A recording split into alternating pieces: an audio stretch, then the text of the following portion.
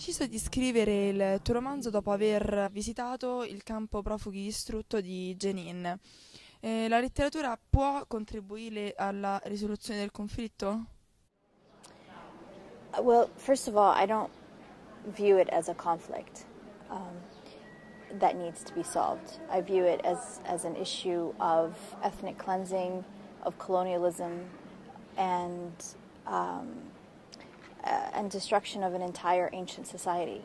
So I think part of the role of literature and media is to correct the language that's being used. And one of these is to stop using the word conflict and recognize this as a colonial project that it is.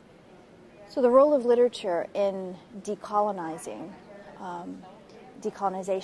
is something that's hugely important. The reclaiming a native narrative is part of the decolonization process. Il conflitto può essere spiegato sulle basi di concetti come odio e amore? No. I mean, I think, trying to reduce this to simple terms like that is, for one thing, it creates a kind of parody. Trying to say that these are two equal sides, they just, love or hate each other, and if they could just talk and get along, everything will be okay. But that's not the case. There's a huge imbalance of power. I mean, you have a very wealthy, nuclear, highly militarized society that is aided and abetted by the only superpower, plus the European Union, and then you have a native population that has no defenses, that is completely subjugated and oppressed, and is economically and politically disempowered. So it's not about love and hate, it's about colonialism and oppression. Pensi che ci sia qualche possibilità di convivenza nel futuro? Palestine had always been multicultural, multi-religious, multi-ethnic society.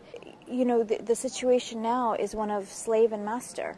And so, for Palestinians, no. I mean, no Palestinian will ever agree to exist on their own homeland as subjects of foreigners who come in daily and take our place. And they're giving privileges and economic privilege, social privilege, political privilege for nothing but having, a certain religion. So, it's unfair to say, can you cohabitate with them?